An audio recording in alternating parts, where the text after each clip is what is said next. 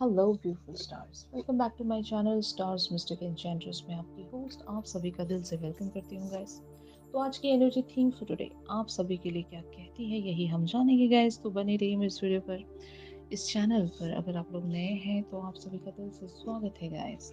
Please do subscribe to this channel and also hit the bell notifications to get the updates from this channel. तो चलिए guys बढ़ते हैं cards की तरफ। सबसे पहले आपके पर्सन की एनर्जीज को यहाँ पर रैप करते हैं। आपके पर्सन द सन वाली एनर्जीज में बने हुए हैं।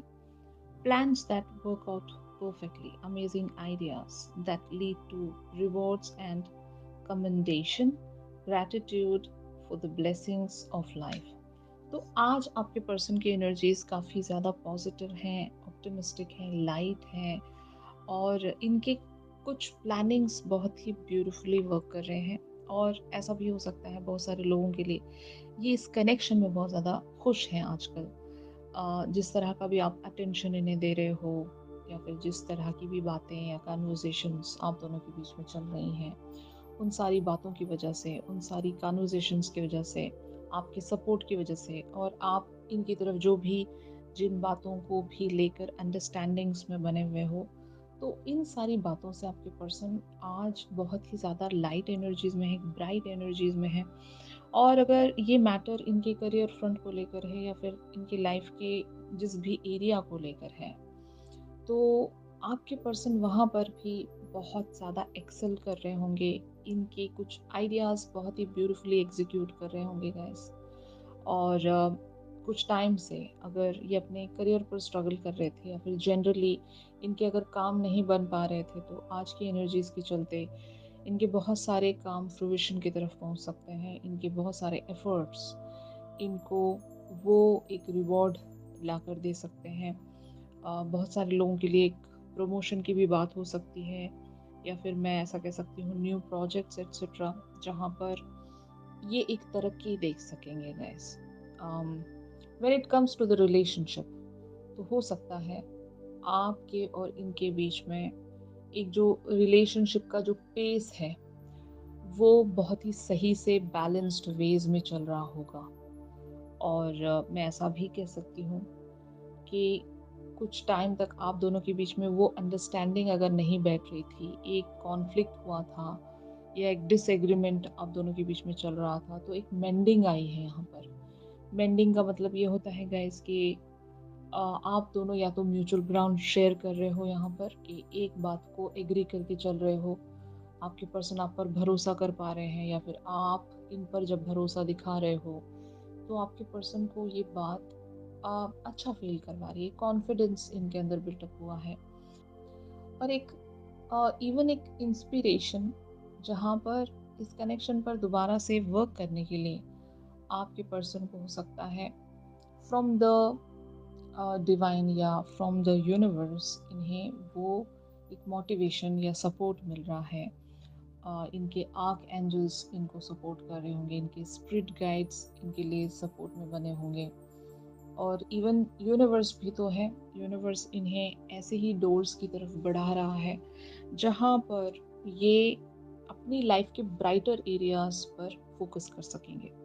ये बहुत अच्छी एनर्जी होती है गैस। जब कभी भी कोई इंसान ऐसी एनर्जी में आ जाता है, तो उसके लिए क्लैरिटी बहुत ही इजी हो जाती है। जिस भी बात को लेकर अगर आपके पर्सन कंफ्यूजन में चल रहे थे, तो इस एनर्जी के चलते ये ज़रूर वहाँ पर एक क्लैरिटी देख सकेंगे। बात अगर आपको लेकर थी, आपको लेकर अगर ये किसी डिसीजन मेकिंग में फंसे हुए थे, कोई डिसीजन ठीक से ले नहीं पा रहे थे, तो आज की एनर्जी इन्हें वो डिसीजन लेने की तरफ पुश करेगी। तो ये एनर्जीज हैं इनकी। और ऑन दी अदर हैंड आप लोगों की एनर्जीज यहाँ पर क्या कहती हैं? ईगो वाली एनर्जीज बनी हुई हैं यहाँ पर। The illusion of being trapped, placing too much importance on material items, getting caught up in fear and worry।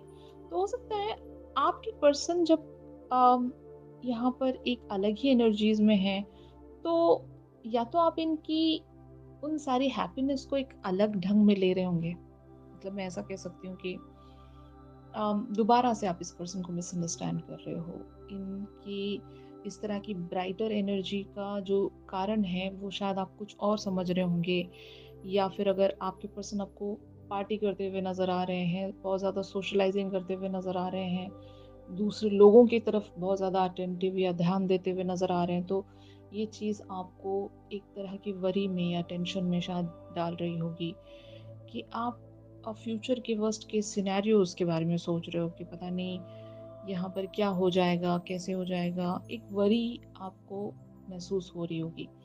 ऐसा ही होता है गाइज़, जब भी कभी जो डिवाइन फेमिनिन्स हैं, अपने डिवाइन मैस्कुलिन्स को या अपने पर्सन को एक बहुत ही ज़्यादा हैप्पीएस्ट एनर्जीज़ में देख लेती हैं, तो एक मिसअंडरस्टैंडिंग ज़रूर उनके अंदर महसूस होती है because of the emotional connectivity. Um, कभी-कभी आप इनसे वो एक टेलीपैथिक बॉन्ड मिस कर जाते हो और जो सिग्नल्स रिसीव होने चाहिए आपको, वो रिसीव नहीं हो रहे होते या फिर आप रिसीव नहीं कर पा रहे होते हो। उस समय आपका जो दिमाग है, वो आप पर हावी हो जाता है।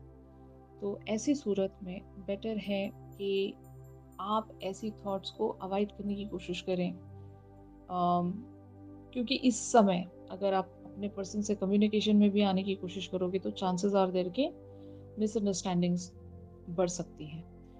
तो पॉज़ लेना बेटर है। अम, इस सिचुएशन को रीएनालाइज़ करना बहुत ज़रूरी है। रीफ्रेम करके देखना बहुत ज़रूरी है। पर्सपेक्टिव्स बदल कर देखना बहुत ज़रूरी है। ये चीज़ होती है, बहुत ही नेचुरल चीज़ है। मिसअंडरस्टैंडिंग या डाउट हम किसको कहेंगे? जो चीज़ एग्ज़िस्ट नहीं कर रही, बस हमको ऐसा लग रहा है। तो डाउट की क्लैरिटी तभी महसूस होगी जब आप किसी एक अपने पर्सपेक्टिव को उसका एंगल बदल कर देखोगे। जो भी आपका पॉइंट ऑफ व्यू है, उसको थोड़ा-सा चेंज करके जब देखना शुरू करोगे, तो तब आपको चीज़ें सही से नज़र आएँगी। और इस पर्सन के साथ हर बार ऐसा ही होता होगा। आपके और इनके बीच में एक जो मिसअंडरस्टैंडिंग है या फिर एक जो एंगल है वो इस तरह से मिस हो जाता होगा कि आप हर बार इन्हें गलत समझ लेते हो, हर बार इन्हें इन पर डाउट कर लेते हो। ये किसी और ही एनर्जी में चल रहे होते हैं, आप कुछ और ही समझकर एक ऐसा रेसिप्रोकेशन या रिस्पॉन्स दे देते हो कि दोबारा से टावर मोमेंट लेकर आते होंगे आप। तो अगर आप लोगों की ऐसी एनर्जी है आज, तो थोड़ा-सा सँभलना पड़ेगा। हो सकता है आप जैसा समझ रहे हो वैसा एग्ज़ैक्ट सिनेरियो नहीं होगा, फाइन। और अगर इस कनेक्शन को लेकर आपको एक इनसिक्योरिटी सी महसूस हो भी रही है, तो तब भी आपको अपनी गट फीलिंग पर विश्वास रखना पड़ेगा, क्योंकि आपकी गट फीलिंग क्या कहती है इवेंचुअली वही होने वाला है।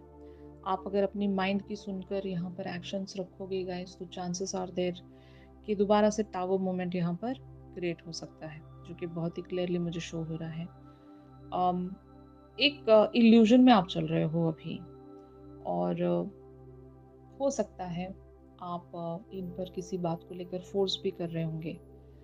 तो वो फ़ोर्स रखना, वो ख़ामख़ा के सिनेरियोज़ क्रिएट करना छोड़ दें।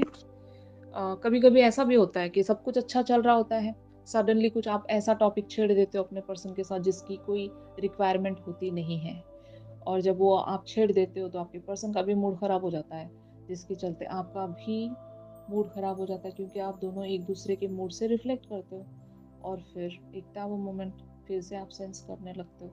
तो ये सारी चीज़ों को अवॉइड बस आपके एक्शंस के साथ हम कर सकते हैं। अगर आप एक्शन ना लेकर एक पॉज़ रख लेते हो, अपनी बातों को अपनी थिंकिंग को रिफ्रेम कर लेते हो, तो ऐसा कुछ सिनेरियो छिड़ेगा ही नहीं, है ना? तो बेटर है कि वो कहते हैं ना कि precautions are better than cure. तो पहले ही खुद को रोक लीजिए कि आगे चलकर कुछ और भी वर्सन हो जाए, उससे पहले आप खुद को रोक लीजिए और कुछ ऐसे एक्शंस ना लीजिए जिसकी वजह से आपको इवेंचुअली कॉन्सिक्वेंसेस फेस करने पड़ सकते हैं। ऑलराइट? तो eventually it is leading towards the 7 of spring energies here. इस कार्ड में लिखा है be assertive, don't back down from what you believe, courageously stand up for yourself. तो जैसे कि मैंने एग्जैक्टली कहा, यहाँ पर आपके इल्यूशनरी ऑब्स्टिकल्स आप क्रिएट कर लेते हो। तो अगर ऐसे ऑब्स्टिकल्स अभी आप सेंस कर रहे हो, तो just try to believe in yourself. आपकी गट क्या कहती है, एक असर्टिवनेस आपको खुद में से ही लेकर आनी पड़ेगी। Try to just connect to your inner world.